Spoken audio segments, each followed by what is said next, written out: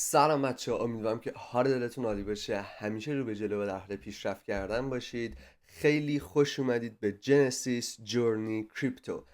اسم من امیره و قراره توی این چنل تحلیل بکنیم، دیفای بذاریم، در مورد اقتصاد کلان صحبت بکنیم. خلاصه قراره یک مسیر خیلی خوبی رو در کنار همدیگه داشته باشیم. خیلی خوشحالم که باهاتون آشنا میشم. قراره باهاتون لذت ترید کردن رو کسب بکنم. قراره که باهاتون پیشرفت بکنیم کنار هم دیگه. دم تک تکتون گرم. اینجا قرار ما تحلیل های کریپتو رو داشته باشیم با بنده امیر و خلاصه خیلی خوشحالم. خیلی خیلی خیلی خوشحالم. بریم سراغ تحلیل کریپتو. ببینید الان در حال حاضر من دارم روی چارت نگاه میکنم، قیمت بیت کوین $104,000. چرا کریپتو یک جامپ خوبی رو از محدوده حدوداً $80,000 کرد؟ به خاطر اینکه خبرهایی که اومد خیلی خبرهای خوبی بود که میتونست روی بازار تاثیرگذار باشه. خبر خوبی که اومد، چین و آمریکا دست دوستی حالا نسبتاً به هم دیگه دادن و این خبر باعث شدش که روی روند بازار تاثیرگذار باشه. اوکی؟ پس از $80,000 تا $104,000 ما تا الان حرکت کردیم که همون جوری که به این خوبی تونسته واکنش به ما نشون بده، میتونه اگر خبر بد بشه میتونه همین رو بک بزنه بیاد دوباره پایین. اوکی؟ پس خبرها خیلی خیلی خیلی تأثیر گذارن روی چارت ما. اوکی؟ این از این.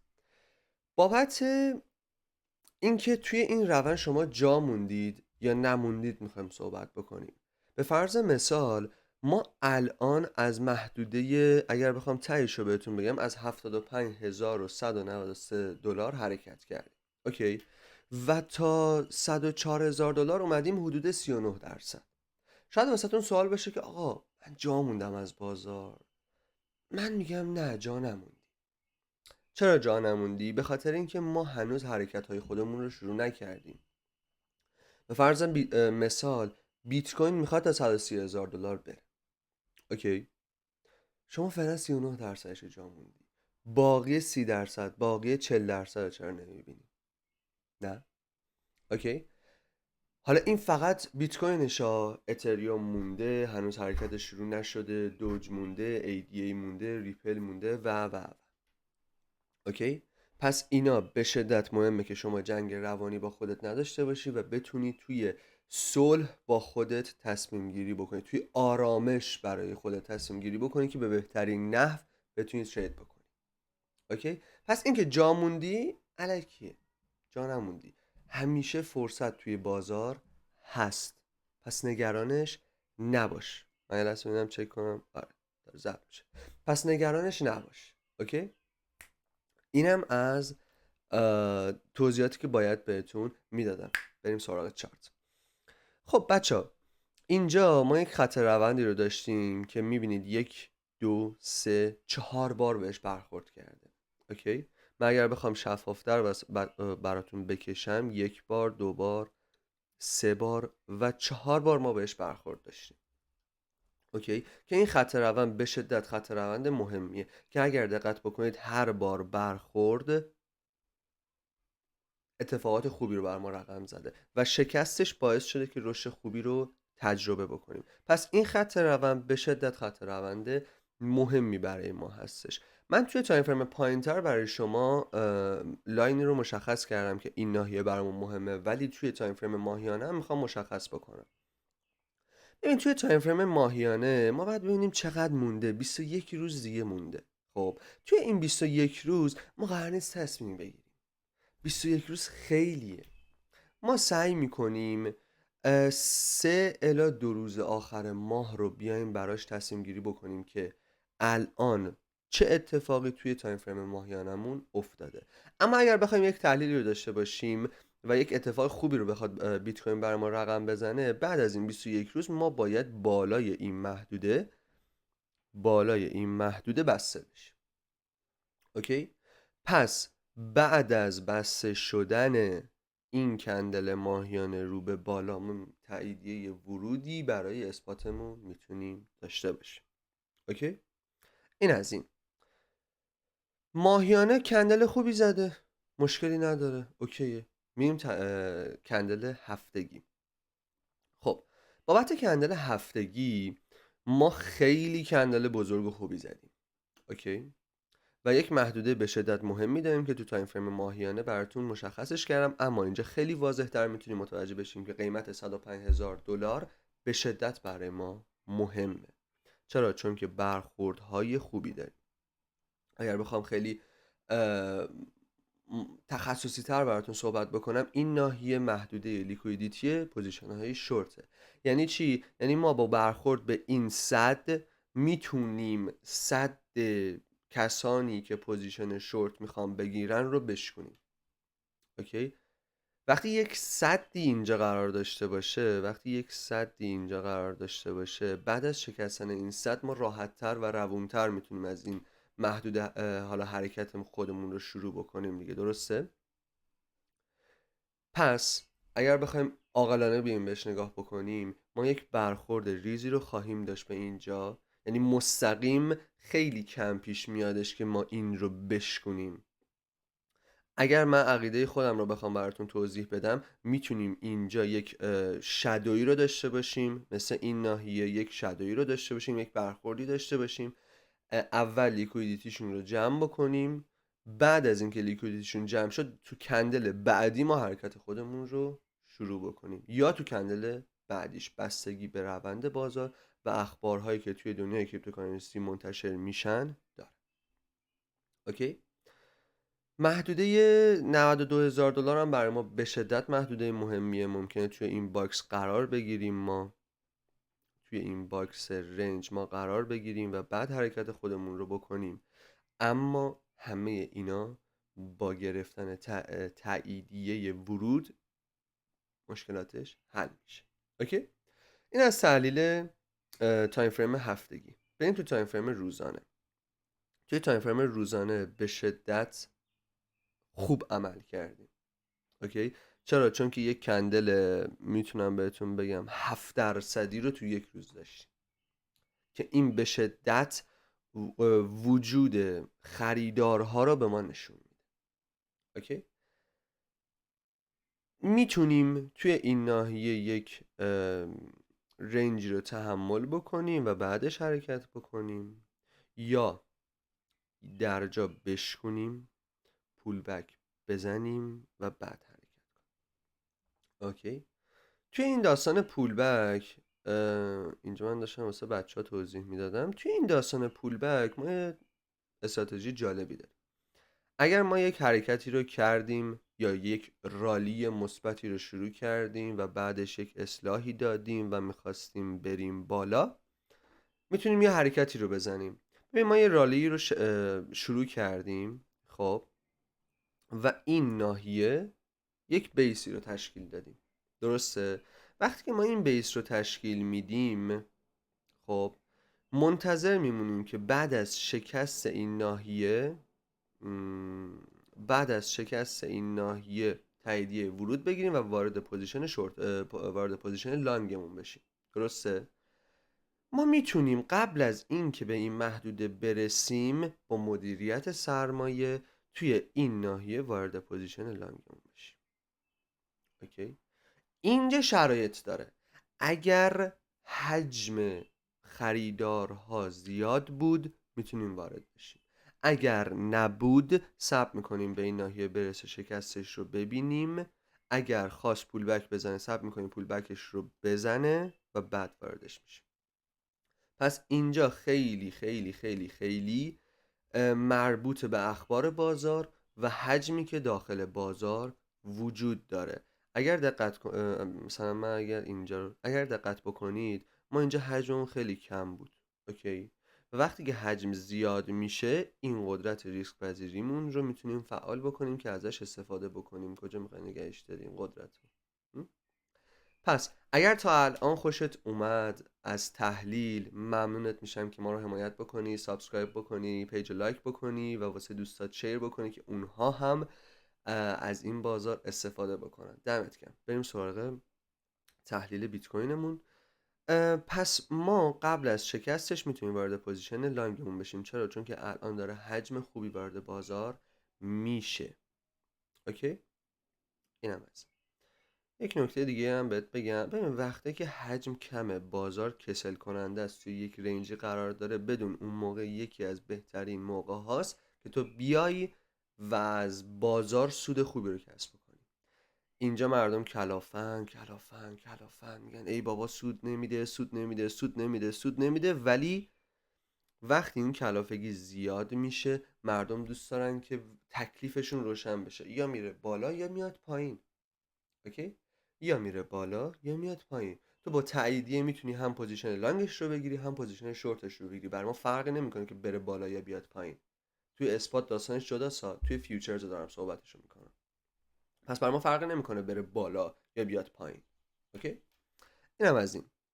پس توی تایم فریم روزانمون ما خیلی خیلی خیلی اوضاع خوبی داریم و اگر این اسیلیتور رو نگاه بکنیم قدرت خریدار داره زیاد میشه، یک مومنتومی رو میتونیم تشکیل بدیم. اوکی، بذارید یک چیزی رو من بهتون توضیح بدم. ببینید ما یک سعودی رو داشتیم، یک رنجی ایجاد شده و دوباره یک روند نزولی رو به پیش گرفته بود بیت کوین و الان دوباره روند سعودیش رو شروع کرده. اوکی، خب بذارید من کرو رو بیارم. شما وجود مومنتوم رو اینجا میبینید، مومنتوم. اوکی، یا اگر بخوام یه جوری دیگه به توضیح بدم، میبینی اینجا ما چقدر سری ریزش کردیم ولی این ریزشه دیگه نیست، ریزشه تغییر کرده به سعودی. اوکی، به روند سعودی تغییر کرده. پس ما یه جورایی میتونیم بگیم روند سعودیمون رو شروع کردیم، مومنتوم نزولیمون تموم شده و مومنتوم سعودیمون داره شروع میشه. پس نگران نباش که تو جا موندی جا نموندی، اصلا نگران نباش. فعلا کسانی که اینجا خریداری نکردن صبر بکنن، اینجا ما یک برخوردی رو ببینیم. اگر موقعیت خوب بود میتونیم وارد پوزیشن لانگش بشیم. اوکی، که من ترجیح هم اینه کسانی که اینجا وارد نشدن اینجا برای آلت کوین ها برن اقدام بکنن. اوکی، این هم است. تایم فریم 4 ساعته میگم داخل یک محدوده هستیم، ممکنه اینجا رنج بزنیم که اینجا یک بیسی رو تشکیل دادیم. اگر تو تایم فریم 1 ساعته بریم بعد از شکست این سقف میتونیم وارد پوزیشن لانگمون بشیم، اما الان یک کمی زوده، فعلا توی رنجیم، اما بعد از شکستش و با تاییدیش میتونیم وارد پوزیشن لانگش بشیم. میتونه همچین حرکتی رو برای ما بزنه. خب بچه ببخشید ویدیو قطع شد یک لحظه. برگردیم به تحلیلمون. ما با شکست این ناحیه میتونیم وارد پوزیشن لانگ بشیم، اما با تاییدیه.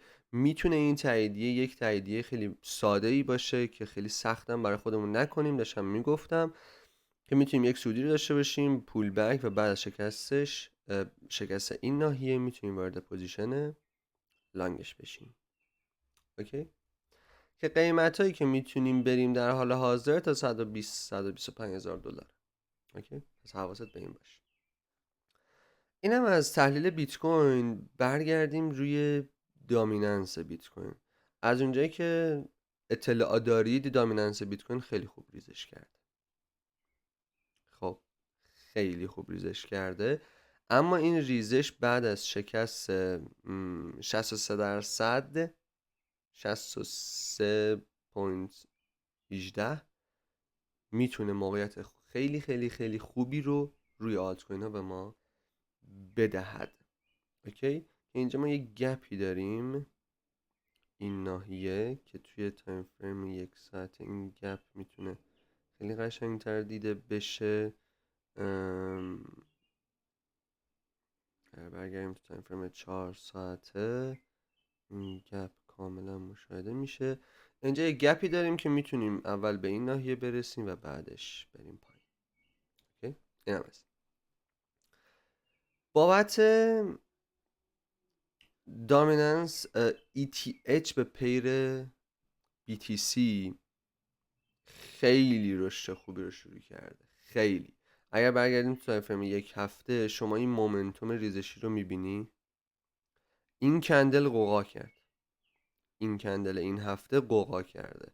چند درصد اومده بالا؟ یه تنه 23% یا 24% اومده بالا. پس این نشونه به شدت خوبیه که داره پول وارد اتریوم میشه. از بیت کوین خارج میشه، وارد اتریوم میشه. اوکی؟ تعریف سادهش. و همچنین روی چارت اتریوم هم اگر شما دقت بکنید، ما به شدت رشد خوبی رو تو تایم فریم هفتگی داشتیم، اما تو تایم فریم 4 ساعته داریم به یک محدوده به شدت مهمی واکنش نشون میدیم. این ناحیه، اوکی، به این ناحیه داریم واکنش خیلی خوبی رو نشون میدیم که بعد از شکستش میتونه به ما پوزیشن لانگ بده. اما برای اینکه بذار یه توضیح ساده ای رو بهت بدم.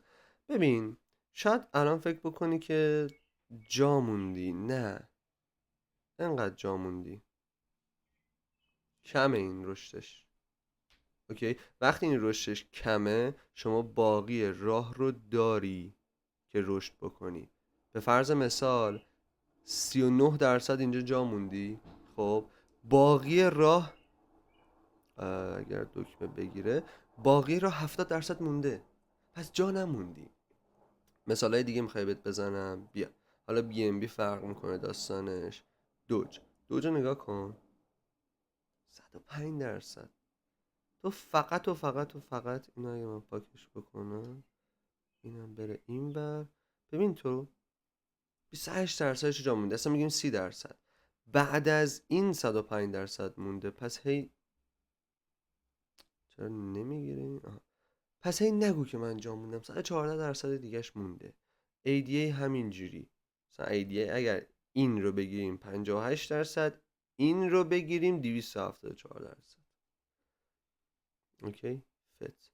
جو که دیگه نگم برات.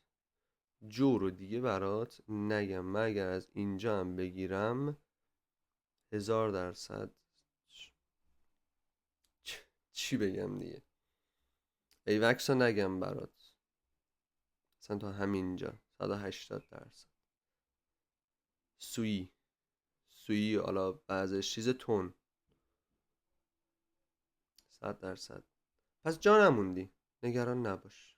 اوکی. بابت وضعیت اتریوم اگر بخوام بهتون یک توضیحی رو بدم، میتونه یه تک تا اینجا بیاد. میتونه اوضاع خوبی رو داره نسبت به اینکه دامیننس بیت کوین داره ریزشی حرکت میکنه و همچنین ETH BTC هم داره حرکت خوبی رو شروع میکنه. احساس میکنم مومنتوم سودیش رو داره شروع میکنه. میتونیم برای ETH یک حرکتی رو بکنیم برای حالا قسمت اثباتش. برای جو هم موضوع خیلی خوبی رو داره، موضوع به شدت خوبی رو داره که اینجا یک روندی رو شکست. جو میدونید داستانش چیه؟ جو دیسنترالایز اکسچنج ایوکسه. اول ایوکس حرکت میکنه، بعد از اینکه ایوکس حرکت کرد، جو حرکت صعودیش رو شروع میکنه. اوکی، روند به این شکل. اوکی. خب بچه، اینم بود از تحلیل بیت کوینمون. برای تحلیل های آلت کوین ها یک واچ لیست هفتگی قراره امروز یا فردا بذارم که حتما پیگیرش باشید، که نگاه بکنید که موقعیت ورودهای خیلی خیلی خیلی خوبی رو توش قرار دادم. دم همتون گرم. یادتون نره که سابسکرایب بکنید، خیلی به ما انرژی میده. و خیلی خوش اومدید به جنسیس جورنی کریپتو. شب و روزتون